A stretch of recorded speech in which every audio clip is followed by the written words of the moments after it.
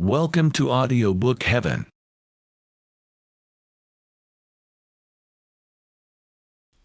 This is Romeo and Juliet by William Shakespeare.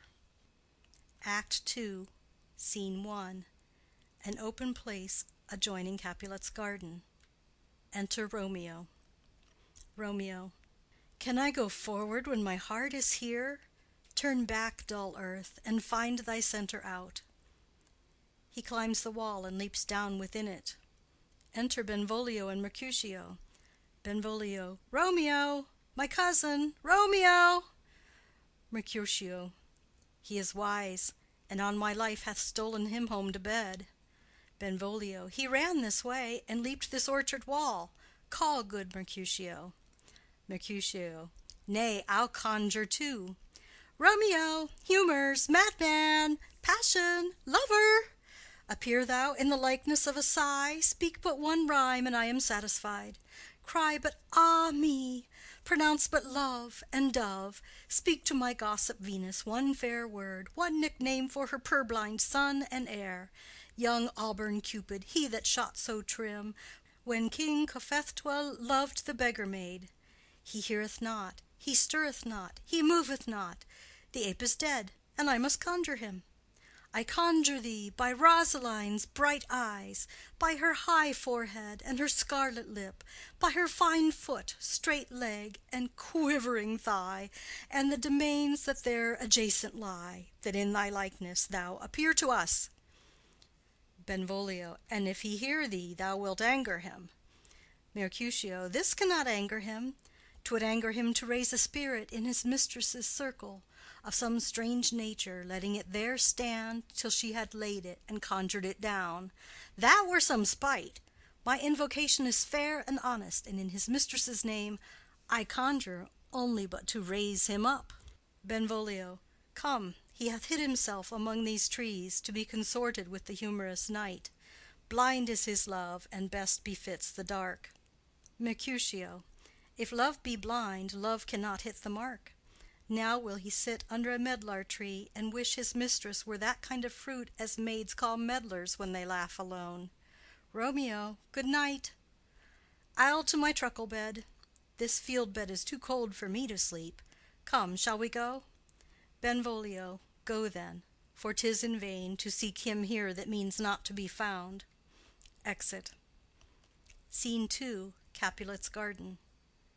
Enter Romeo. Romeo. He jests at scars that never felt a wound. Juliet appears above at a window. But soft! What light through yonder window breaks? It is the east, and Juliet is the sun. Arise, fair sun, and kill the envious moon, who is already sick and pale with grief, that thou, her maid, art far more fair than she. Be not her maid, since she is envious. Her vestal livery is but sick and green, and none but fools do wear it. Cast it off. It is my lady. Oh, it is my love. Oh, that she knew she were. She speaks, yet she says nothing. What of that? Her eye discourses. I will answer it. I am too bold. 'Tis not to me she speaks. Two of the fairest stars in all the heaven, having some business, do entreat her eyes to twinkle in their spheres till they return. What if her eyes were there, they in her head? The brightness of her cheek would shame those stars, as daylight doth a lamp. Her eyes in heaven would through the airy region stream so bright, that birds would sing and think it were not night. See how she leans her cheek upon her hand. Oh, that I were a glove upon that hand, that I might touch that cheek. Juliet. Ah me! Romeo. She speaks. Oh, speak again, bright angel, for thou art as glorious to this night, being o'er my head, as is a winged messenger of heaven unto the white upturned wondering eyes of mortals that fall back to gaze on him when he bestrides the lazy pacing clouds and sails upon the bosom of the air. Juliet. O Romeo, Romeo! Wherefore art thou Romeo? Deny thy father, and refuse thy name. Or if thou wilt not, be but sworn my love, and I'll no longer be a Capulet. Romeo aside. Shall I hear more, or shall I speak at this? Juliet. 'Tis but thy name that is my enemy. Thou art thyself, though not a Montague. What's Montague? It is nor hand, nor foot, nor arm, nor face, nor any other part belonging to a man. Oh, be some other name. What's in a name? That which we call a rose by any other name would smell as sweet. So Romeo would, were he not Romeo called, retain that dear perfection which he owes without that title. Romeo, doff thy name, and for that name, which is no part of thee, take all myself. Romeo. I take thee at thy word. Call me but love, and I'll be new baptized. Henceforth I never will be Romeo. Juliet. What man art thou, that thus bescreened in night so stumblest on my counsel?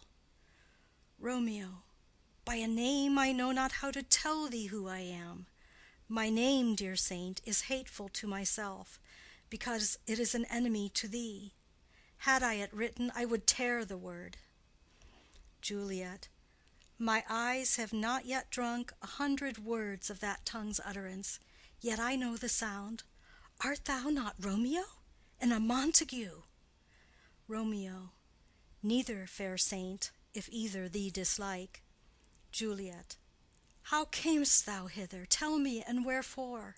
The orchard walls are high and hard to climb, and the place death, considering who thou art, if any of my kinsmen find thee here. Romeo. With love's light wings did I o'erperch these walls, for stony limits cannot hold love out. And what love can do, that dares love attempt. Therefore thy kinsmen are no let to me. Juliet. If they do see thee, they will murder thee. Romeo. Alack, there lies more peril in thine eye than 20 of their swords. Look thou but sweet, and I am proof against their enmity. Juliet. I would not for the world they saw thee here. Romeo. I have night's cloak to hide me from their sight, and but thou love me, let them find me here. My life were better ended by their hate than death prorogued wanting of thy love. Juliet. By whose direction foundst thou out this place? Romeo. By love, that first did prompt me to inquire. He lent me counsel, and I lent him eyes. I am no pilot, yet wert thou as far as that vast shore washed with the furthest sea, I would venture for such merchandise. Juliet. Thou knowest the mask of night is on my face, else would a maiden blush bepaint my cheek for that which thou hast heard me speak to-night. Fain would I dwell on form, fain deny what I have spoke. But farewell compliment. Dost thou love me? I know thou wilt say aye, and I will take thy word. Yet if thou swearest, thou mayst prove false. At lovers' perjuries they say Jove laughs. O gentle Romeo, if thou dost love, pronounce it faithfully, or if thou thinkest I am too quickly won, I'll frown and be perverse and say thee nay, so thou wilt woo. But else not for the world. In truth, fair Montague, I am too fond, and therefore thou mayst think my haviour light. But trust me, gentleman, I'll prove more true than those that have more cunning to be strange. I should have been more strange, I must confess, but that thou overheardst ere I was ware my true love passion. Therefore pardon me, and not impute this yielding to light love, which the dark night hath so discovered. Romeo. Lady, by yonder blessed moon I swear, that tips with silver all these fruit-tree tops. Juliet. Oh, swear not by the moon, the inconstant moon, that monthly changes in her circled orb, lest that thy love prove likewise variable. Romeo. What shall I swear by? Juliet. Do not swear at all. Or if thou wilt, Swear by thy gracious self, which is the God of my idolatry, and I'll believe thee. Romeo. If my heart's dear love— Juliet. Well, do not swear. Although I joy in thee, I have no joy of this contract to-night. It is too rash, too unadvised, too sudden, too like the lightning which doth cease to be ere one can say, "It lightens." Sweet good night. This bud of love, by summer's ripening breath, may prove a beauteous flower when next we meet. Good night, good night. As sweet repose and rest come to thy heart as that within my breast. Romeo. Oh, wilt thou leave me so unsatisfied? Juliet. What satisfaction canst thou have to-night? Romeo. The exchange of thy love's faithful vow for mine. Juliet. I gave thee mine before thou didst request it, and yet I would it were to give again. Romeo. Wouldst thou withdraw it? For what purpose, love? Juliet. But to be frank and give it thee again. And yet I wish but for the thing I have. My bounty is as boundless as the sea, my love as deep. The more I give to thee, the more I have, for both are infinite. I hear some noise within. Dear love, adieu. Nurse calls within. Juliet! Anon, good nurse. Sweet Montague, be true. Stay but a little. I will come again. Exit. Romeo. Oh, blessed, blessed night! I am afeard, being in night, all this is but a dream, too flattering sweet to be substantial. Enter Juliet above. Juliet. 3 words, dear Romeo, and good night indeed. If that thy bent of love be honorable, thy purpose marriage, send me word to-morrow by one that I'll procure to come to thee, where and what time thou wilt perform the rite, and all my fortunes at thy foot I'll lay, and follow thee, my lord, throughout the world. Nurse within. Madam! Juliet. I come anon. But if thou meanest not well, I do beseech thee. Nurse within. Madam! Juliet. By and by I come. To cease thy suit and leave me to my grief, to-morrow I will send. Romeo. So thrive my soul. Juliet. 1,000 times good night. Exit. Romeo. 1,000 times the worse to want thy light. Love goes toward love as schoolboys from their books, but love from love toward school with heavy looks. Retiring slowly. Re-enter Juliet above. Juliet. Hist! Romeo! Hist! Oh, for a falconer's voice to lure this tassel gentle back again! Bondage is hoarse and may not speak aloud, else would I tear the cave where echo lies, and make her airy tongue more hoarse than mine with repetition of my Romeo's name. Romeo. It is my soul that calls upon my name. How silver sweet sound lovers' tongues by night, like softest music to attending ears. Juliet. Romeo! Romeo. My dear. Juliet. At what o'clock to-morrow shall I send to thee? Romeo. At the hour of 9. Juliet. I will not fail. 'Tis 20 years till then. I have forgot why I did call thee back. Romeo. Let me stand here till thou remember it. Juliet. I shall forget, to have thee still stand there, remembering how I love thy company. Romeo. And I'll still stay, to have thee still forget, forgetting any other home but this. Juliet. 'Tis almost morning. I would have thee gone, and yet no farther than a wanton's bird, that lets it hop a little from her hand, like a poor prisoner in his twisted gyves, and with a silk thread plucks it back again, so loving jealous of his liberty. Romeo. I would I were thy bird. Juliet. Sweet, so would I, yet I should kill thee with much cherishing. Good night, good night. Parting is such sweet sorrow, that I shall say good night till it be morrow. Exit. Romeo. Sleep dwell upon thine eyes, peace in thy breast. Would I were sleep and peace, so sweet to rest. Hence will I to my ghostly father's cell, his help to crave, and my dear hap to tell. Exit. End of Scene 2. Act 2, Scene 3. Friar Lawrence's cell. Enter Friar Lawrence with a basket. Friar. The gray-eyed morn smiles on the frowning night, checkering the eastern clouds with streaks of light, and flecked darkness like a drunkard reels from forth day's path and tightens fiery wheels. Non ere the sun advance his burning eye, the day to cheer and night's dank dew to dry, I must fill up this osier cage of ours with baleful weeds and precious juiced flowers. The earth, that's nature's mother, is her tomb. What is her burying grave? That is her womb. And from her womb children of divers kind we sucking on her natural bosom find. Many for the virtues excellent, none but for some, and yet all different. O mickle is the powerful grace that lies in plants, herbs, stones, and their true qualities.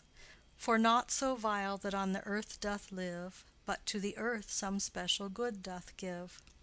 Nor aught so good, but strained from that fair use, revolts from true birth, stumbling on abuse. Virtue itself turns vice, being misapplied, and vice sometimes by action dignified. Within the infant rind of this small flower poison hath residence, and medicine power.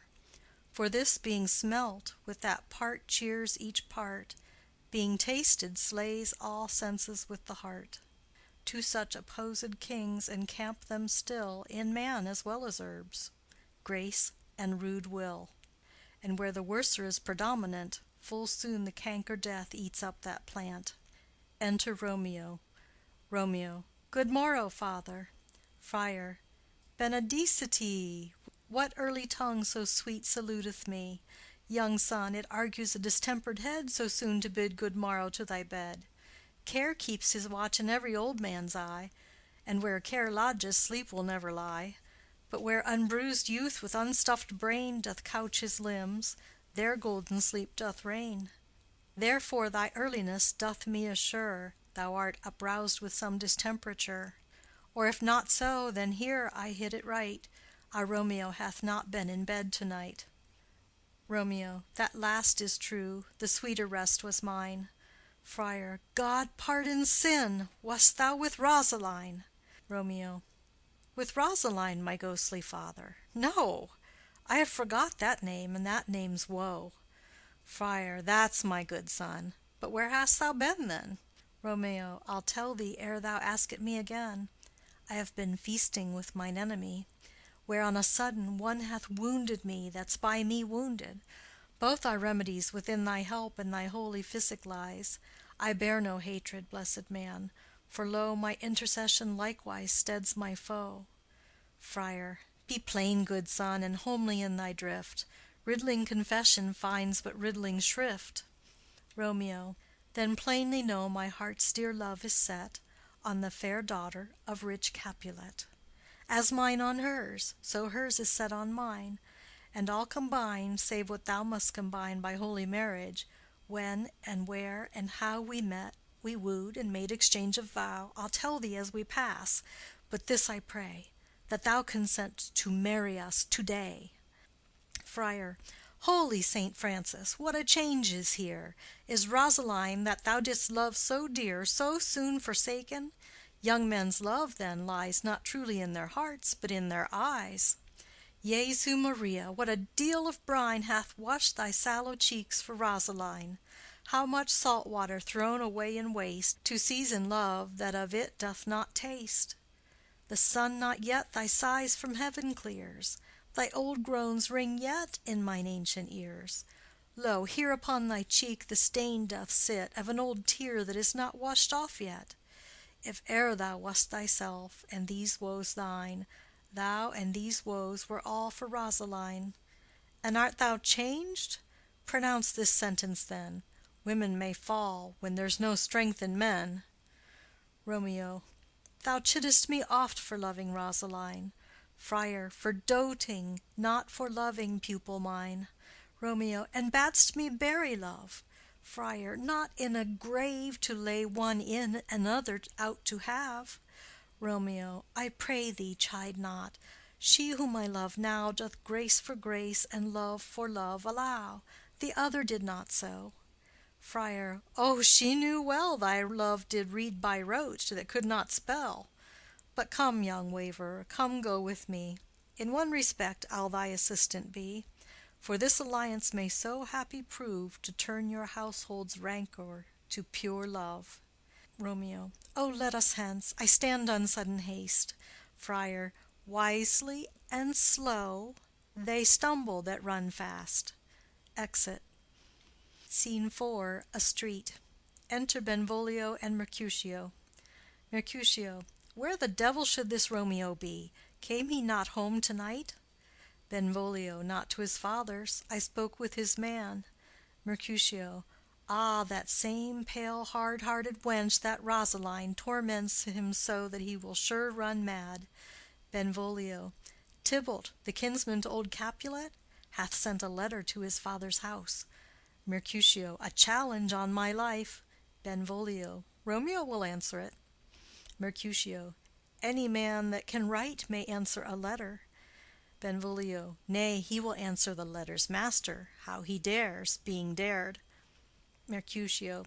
Alas, poor Romeo, he is already dead, stabbed with a white wench's black eye, shot through the ear with a love song, the very pin of his heart cleft with the blind bow boy's butt shaft.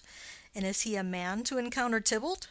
Benvolio. Why, what is Tybalt? Mercutio. More than prince of cats, I can tell you. Oh, he's the courageous captain of compliments. He fights as you sing prick-song, keeps time, distance, and proportion, rests me his minim, rest, 1, 2, and a third in your bosom, the very butcher of a silk button, a duellist, a gentleman of the very first house, of the first and second cause. Ah, the immortal passado, the punto reverso, the hey— Benvolio. The what? Mercutio. The pox of such antic, lisping, affecting fantasticos, these new tuners of accents. By Jesu, a very good blade, a very tall man, a very good whore. Why, is not this a lamentable thing, grandsire, that we should be thus afflicted with these strange flies, these fashion‐mongers, these pardon-le-mois, who stand so much on the new form that they cannot sit at ease on the old bench? Oh, their bonds, their bonds! Benvolio. Here comes Romeo, here comes Romeo. Mercutio. Without his roe, like a dried herring. O flesh, flesh, how art thou fishified! Now he is for the numbers that Petrarch flowed in. Laura to his lady was but a kitchen wench. Mary, she had a better love to berhyme her. Dido, a dowdy. Cleopatra, a gypsy. Helen, an hero. Hildings and harlots. Thisbe, a grey eye or so, but not to the purpose. Enter Romeo. Signor Romeo, bonjour. There's a French salutation to your French slop. You gave us the counterfeit fairly last night. Romeo. Good morrow to you both. What counterfeit did I give you? Mercutio. The slip, sir, the slip. Can you not conceive? Romeo. Pardon, good Mercutio, my business was great, and in such a case as mine a man may strain courtesy. Mercutio. That's as much as to say, such a case as yours constrains a man to bow in the hams. Romeo. Meaning to curtsy. Mercutio. Thou hast most kindly hit it. Romeo. A most courteous exposition. Mercutio. Nay, I am the very pink of courtesy. Romeo. Pink for flower. Mercutio. Right. Romeo. Why, then is my pump well flowered. Mercutio. Well said. Follow me this jest now till thou hast worn out thy pump, that when the single soul of it is worn, the jest may remain, after the wearing, soul singular. Romeo. O single-souled jest, solely singular for the singleness. Mercutio. Come between us, good Benvolio, my wits faint. Romeo. Swits and spurs, or I'll cry a match. Mercutio. Nay, if thy wits run the wild goose chase, I have done, for thou hast more of the wild goose in one of thy wits than I am sure I have in my whole 5. Was I with you there for the goose? Romeo. Thou wast never with me for anything when thou wast not there for the goose. Mercutio. I will bite thee by the ear for that jest. Romeo. Nay, good goose, bite not. Mercutio. Thy wit is a very bitter sweeting. It is a most sharp sauce. Romeo. And is it not then well served in to a sweet goose? Mercutio. Oh, here's a wit of Cheverel that stretches from an inch narrow to an ell broad.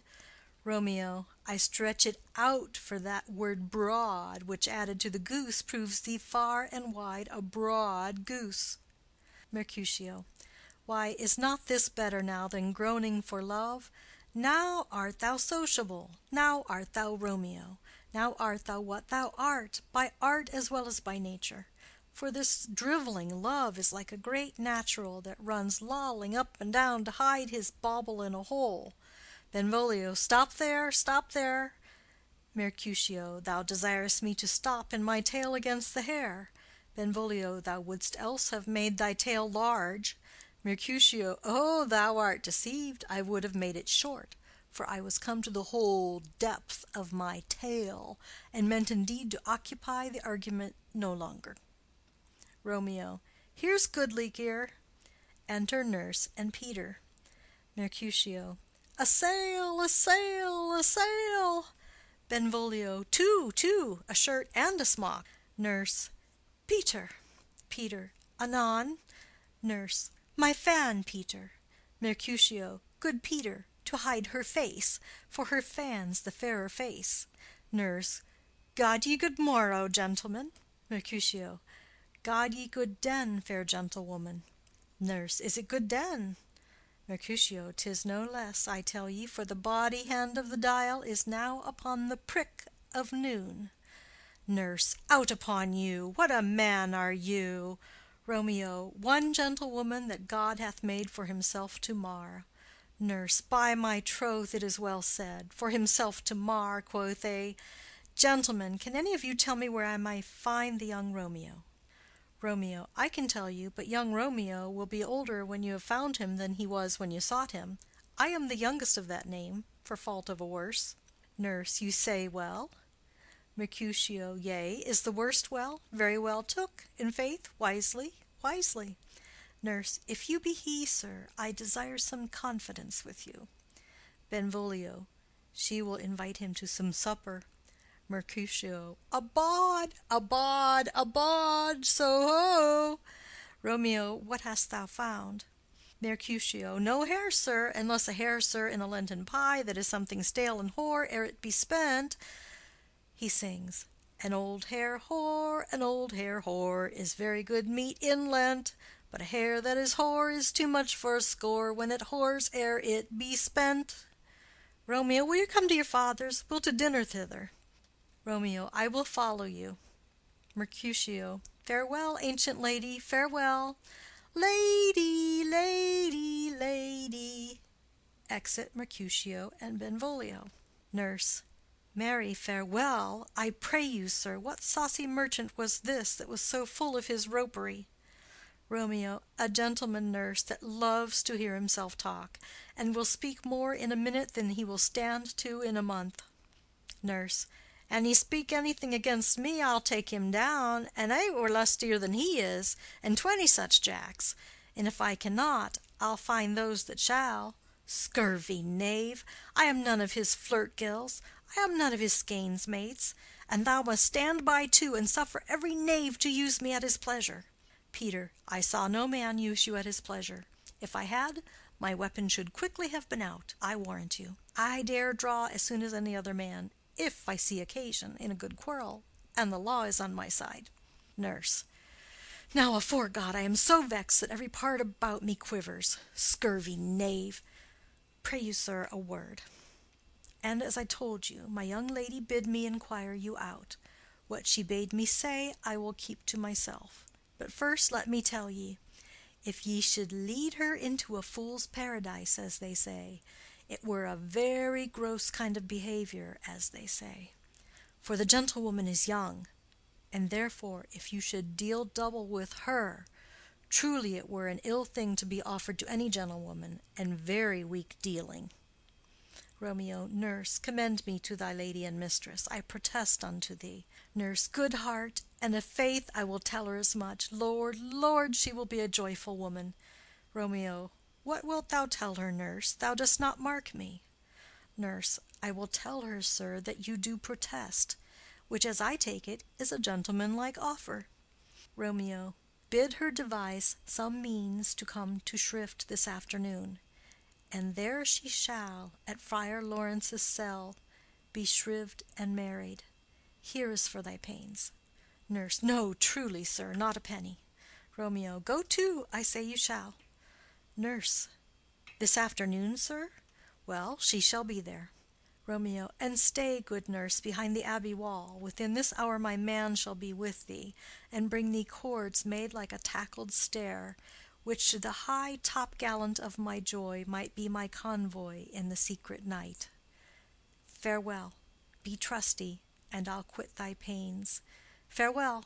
Commend me to thy mistress. Nurse. Now God in heaven bless thee. Hark you, sir. Romeo. What sayest thou, my dear nurse? Nurse. Is your man secret? Did you ne'er hear say two may keep counsel, putting one away? Romeo. I warrant thee my man's as true as steel. Nurse. Well, sir, my mistress is the sweetest lady. Lord, Lord, when 'twas a little prating thing. Oh, there's a nobleman in town, one Paris, that would fain lay knife aboard, but she, good soul, had as lief see a toad, a very toad, as see him. I anger her sometimes, and tell her that Paris is the properer man, but I'll warrant you, when I say so, she looks as pale as any clout in the versal world. Doth not Rosemary and Romeo begin both with a letter? Romeo. Ay, nurse. What of that? Both with an R. Nurse. Ah, mocker, that's the dog's name. R is for the dog. No, I know it begins with some other letter. And she hath the prettiest sensuousness of it, of you and Rosemary, that it would do you good to hear it. Romeo. Commend me to thy lady. Nurse. 1,000 times. Exit Romeo. Peter. Peter. Anon. Nurse. Peter, take my fan and go before. Exit. End of Scene 4, Act 2, Scene 5. Capulet's garden. Enter Juliet. Juliet. The clock struck 9 when I did send the nurse. In half an hour she promised to return. Perchance she cannot meet him. That's not so. Oh, she is lame. Love's heralds should be thoughts which 10 times faster glide than the sun's beams, driving back shadows over lowering hills. Therefore do nimble-pinioned doves draw love, and therefore hath the wind-swift Cupid wings. Now is the sun upon the highmost hill of this day's journey, and from 9 till 12 is 3 long hours, yet she is not come. Had she affections and warm youthful blood, she'd be as swift in motion as a ball.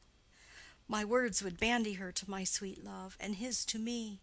But old folks, many fain as they were dead, unwieldy, slow, heavy, and pale as lead. Oh God, she comes. Enter nurse and Peter. Oh, honey nurse, what news? Hast thou met with him? Send thy man away. Nurse. Peter, stay at the gate. Exit Peter. Juliet. Now, good sweet nurse, O Lord, why lookest thou sad? Though news be sad, yet tell them merrily. If good, thou shamest the music of sweet news by playing it to me with so sour a face. Nurse. I am a-weary, give me leave a while. Fie, how my bones ache! What a jaunt have I had! Juliet. I would thou hadst my bones, and I thy news. Nay, come, I pray thee, speak. Good, good nurse, speak. Nurse. Jesu, what haste! Can you not stay a while? Do you not see that I am out of breath? Juliet. How art thou out of breath, when thou hast breath to say to me that thou art out of breath? The excuse that thou dost make in this delay is longer than the tale thou dost excuse. Is thy news good or bad? Answer to that. Say either, and I'll stay the circumstance. Let me be satisfied. Is it good or bad? Nurse. Well, you have made a simple choice. You know not how to choose a man. Romeo, no, not he. Though his face be better than any man's, yet his leg excels all men's. And for a hand and a foot and a body, though they be not to be talked on, yet they are past compare. He is not the flower of courtesy, but I'll warrant him as gentle as a lamb. Go thy ways, wench, serve God. What, have you dined at home? Juliet. No, no, but all this did I know before. What says he of our marriage? What of that? Nurse. Lord, how my head aches! What a head have I! It beats as it would fall in 20 pieces. My back on the other side! Oh, my back, my back! Beshrew your heart for sending me about to catch my death with jouncing up and down. Juliet. In faith, I am sorry that thou art not well. Sweet, sweet, sweet nurse, tell me what says my love. Nurse. Your love says, like an honest gentleman, and a courteous, and a kind, and a handsome, and I warrant a virtuous. Where's your mother? Juliet. Where is my mother? Why, she is within. Where should she be? How oddly thou repliest. Your love says, like an honest gentleman, where is your mother? Nurse. O God's lady dear, are you so hot? Mary, come up, I trow. Is this the poultice for my aching bones? Henceforward do your messages yourself. Juliet. Here's such a coil. Come, what says Romeo? Nurse. Have you got leave to go to shrift to-day? Juliet.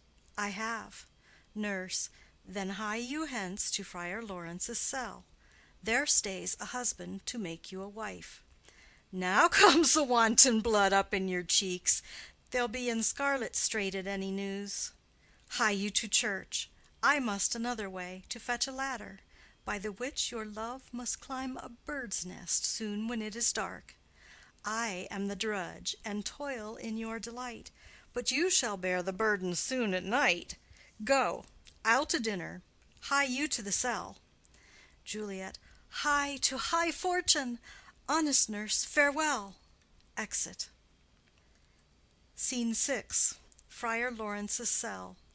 Enter Friar Lawrence and Romeo. Friar. So smile the heavens upon this holy act, that after hours with sorrow chide us not. Romeo. Amen, amen. But come what sorrow can, it cannot countervail the exchange of joy that one short minute gives me in her sight. Do thou but close our hands with holy words, then love-devouring death do what he dare. It is enough that I may but call her mine. Friar.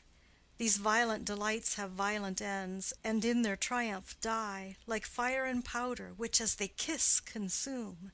The sweetest honey is loathsome in its own deliciousness, and in the taste confounds the appetite. Therefore love moderately, long love doth so. Too swift arrives as tardy as too slow. Here comes the lady. Oh, so light a foot will never wear out the everlasting flint. A lover may bestride the gossamer that idles in the wanton summer air, and yet not fall. So light is vanity.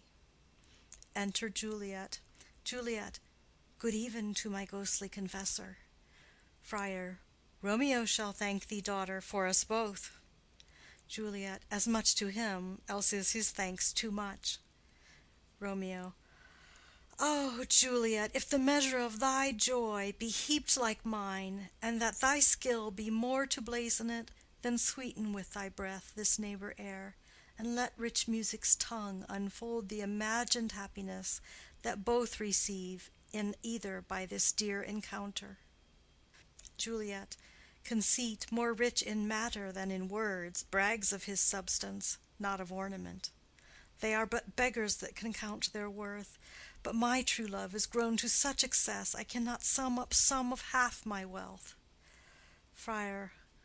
Come, come with me, and we'll make short work. For by your leaves you shall not stay alone till Holy Church incorporate two in one. Exit. End of Scene 6. End of Act 2.